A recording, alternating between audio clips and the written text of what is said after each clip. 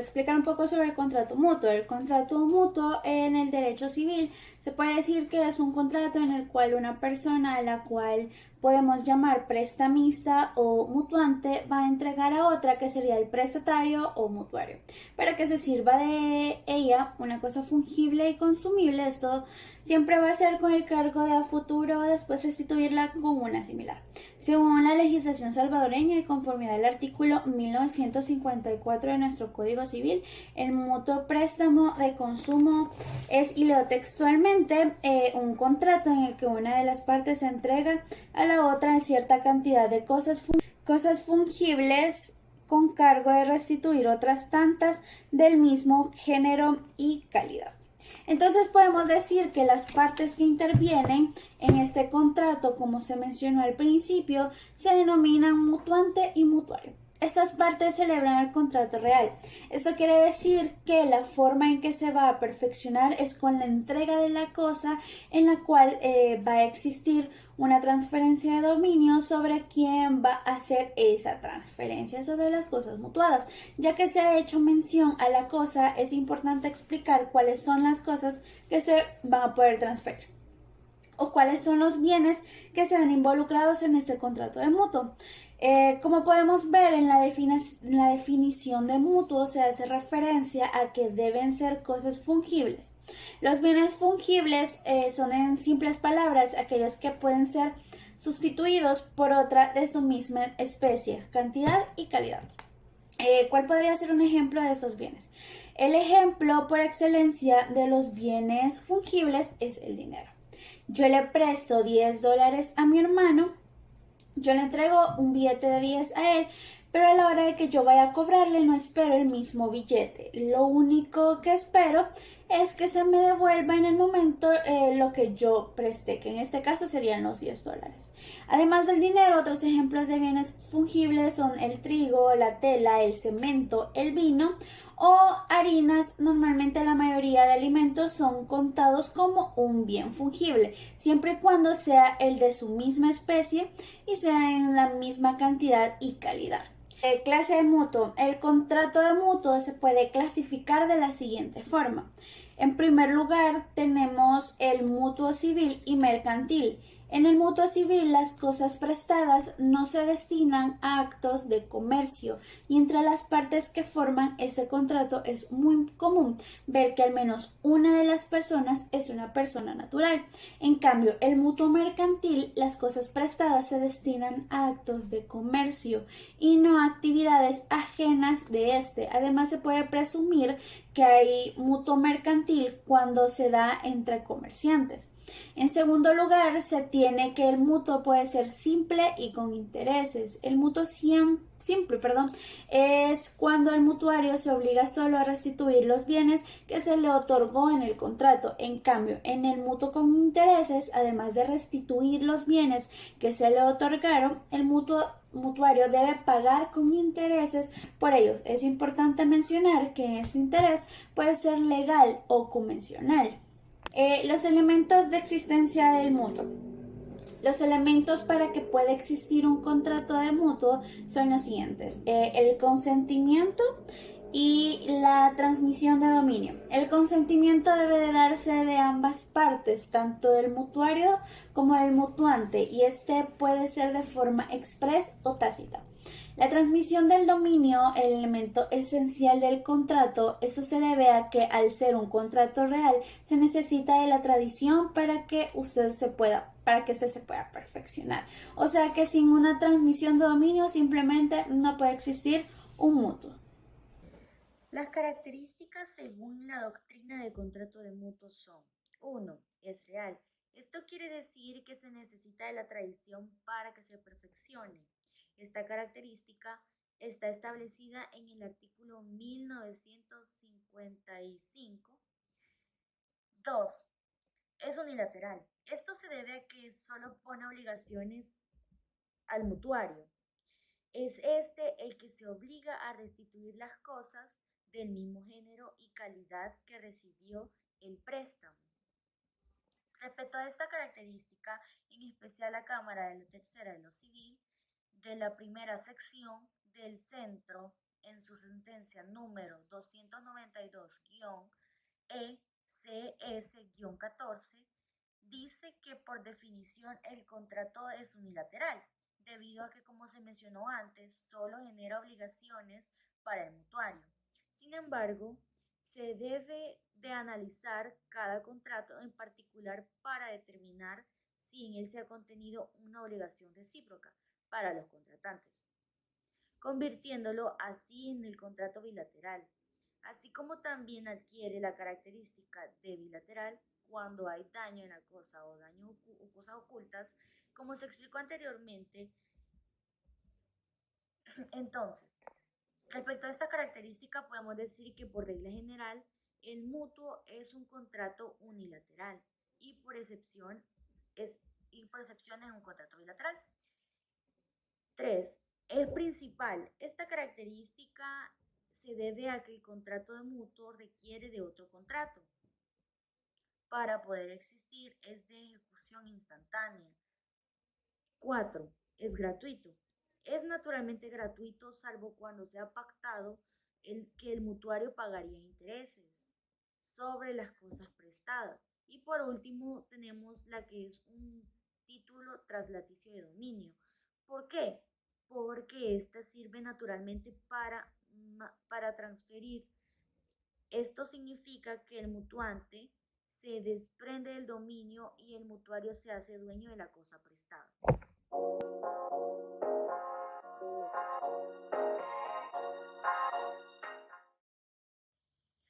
A continuación hablaremos del contrato de transacción. El contrato de transacción es un contrato consensual porque se perfecciona por el mero consentimiento de las partes, siendo válido y eficaz, con independencia de la forma en que se celebre. Además, podemos decir que es bilateral, sinalagmático y oneroso. También te afirma que el contrato de transacción consiste en la solución de un litigio sin que exista la necesidad de iniciar un juicio extrajudicial. Un contrato de transacción es un contrato que está firmado ante un notario público por el cual las partes, haciéndose recíprocas concesiones, terminan una controversia que se encuentra actualmente o previamente a futuro. La importancia de la transacción radica en que produce el efecto de cosa juzgada. ¿A qué nos referimos con el efecto de cosa juzgada? En simples palabras, el efecto de cosa juzgada se refiere a que cuando un tribunal en un juicio declara que ha sido definitivamente resuelto, se impide que se pueda interponer nuevamente una demanda o un recurso sobre el mismo, en el caso que ya ha sido utilizado. Explicado esto y siendo con importancia de la transacción, como dijimos, es importante porque se produce el efecto de cosa juzgada. Esto se debe a que las partes pueden obligarse a lo que está especificado en el contrato de transacción presentado, y que si por algún motivo alguna de las partes no cumple con el mismo, lo que estipula esto, solo se va a necesitar que le diga a un juez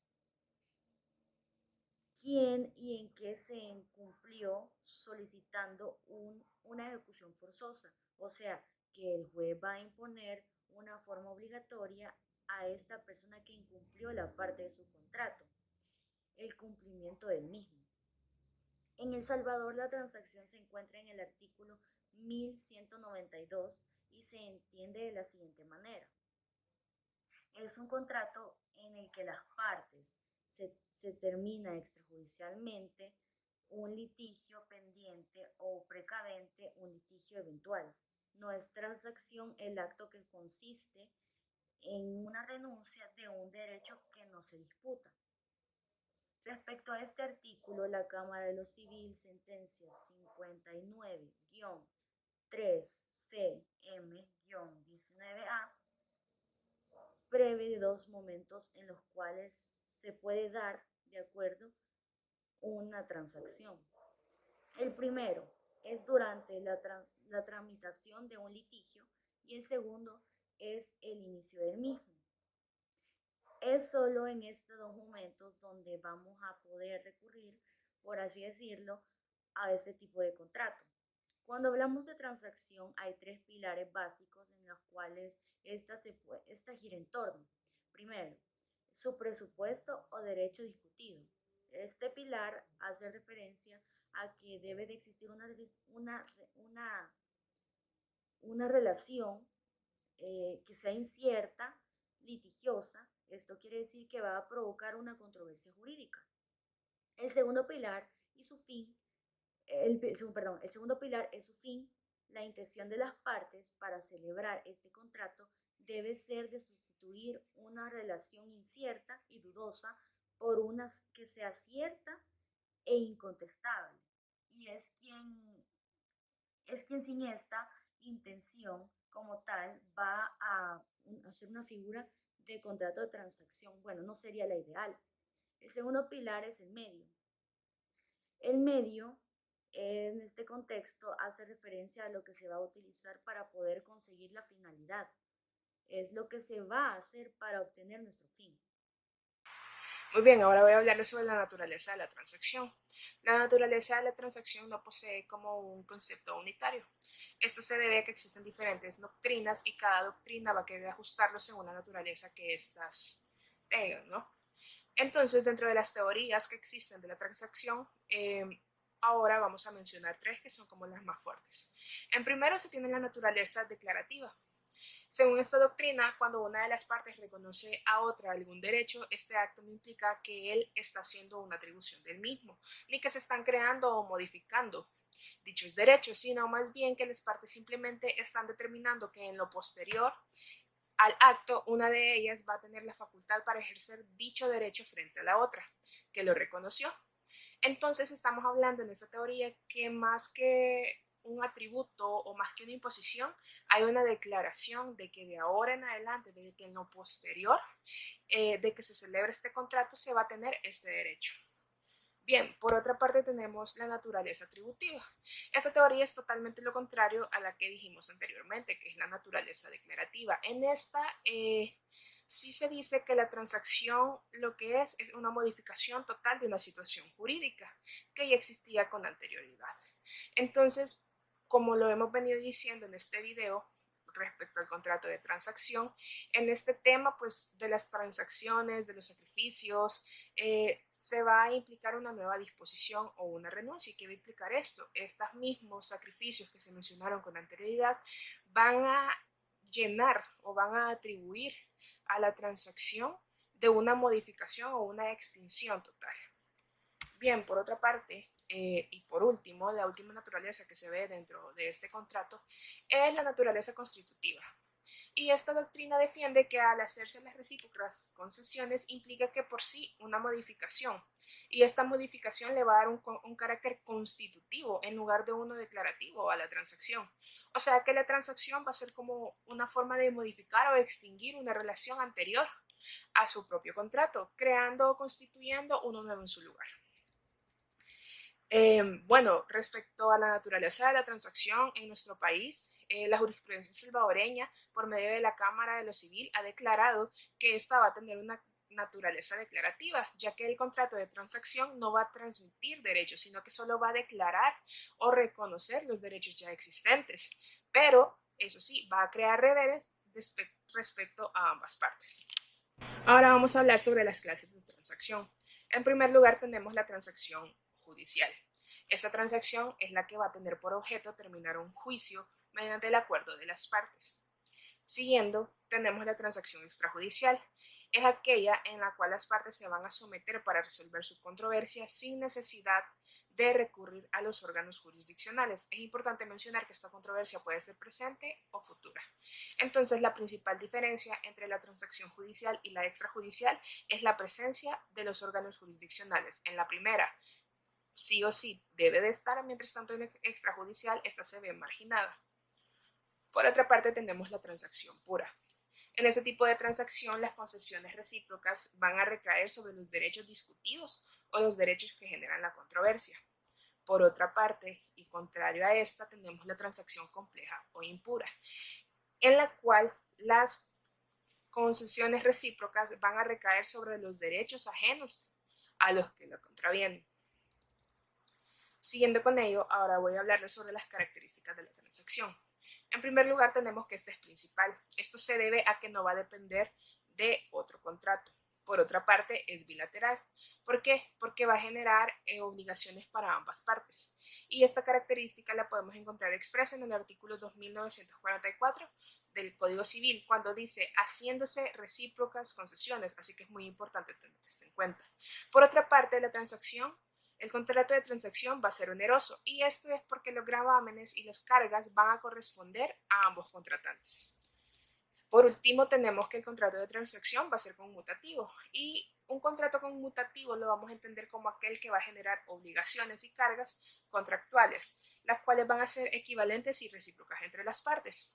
En el caso de la transacción, esto se va a dar o se debe porque a partir del contrato que se celebra se conoce desde ya cuál va a ser el carácter ganancioso o pernicioso que éste vaya a generar. Por último, y para ir terminando este tema y este video, vamos a hablar sobre las nulidades de las transacciones. Según el Código Civil salvadoreño, existen diferentes formas en las cuales la transacción puede ser nula, entre las cuales podemos mencionar primero sobre la acción penal, la cual nos va a decir que va a ser nula cuando la controversia es proveniente de un delito. Por otra parte, tenemos el estado civil. La transacción va a ser nula cuando se trate sobre el estado civil de las personas o inclusive sobre la validez del matrimonio de estas. Siguiendo, tenemos la nulidad que se da por los alimentos. Esta nos dice que va a ser nula toda transacción que verse sobre derechos de recibir alimentos. Por otra parte, y un poco obvio, tenemos el título nulo. Y este se va a dar cuando la transacción tenga por base un título nulo. Según el artículo 2200 del Código Civil de El Salvador, va a ser nula con la excepción de que las partes hayan tratado expresamente de la nulidad. Cuando las partes estén informadas de la nulidad del título o la disputa sea sobre esta misma, la nulidad va a poder ser válida en las transacciones. Bien, por otra parte tenemos que las transacciones son nulas cuando se dan sobre derechos ajenos o inexistentes. También cuando las transacciones se van a dar sobre un título falsificado. Por otra parte, se tiene que las transacciones van a ser nulas por sentencia dictada. Y un punto importante en esto es que de acuerdo a lo establecido en el Código 2201 del Código Civil, va a ser nula cuando primero, al tiempo de celebrarse, estuviera ya terminado el litigio por sentencia pasado en la autoridad de la cosa ya juzgada. Y en segundo, si las partes o alguna de ellas no hubiera tenido conocimiento de dicha sentencia al tiempo de transigir. Entonces, cuando hablamos de la sentencia dictada, es muy importante saber que vamos a estar hablando de un tipo de transacción judicial. Por otra parte, tenemos la identidad del objeto, y esta la podemos encontrar contenida en el artículo 2203, que nos dice que el error acerca de la identidad del objeto sobre que se requiere transferir va a anular la transacción. Esta sería toda nuestra participación como grupo número 4. Esperamos hayan disfrutado este video y haya sido de mucha utilidad. Gracias.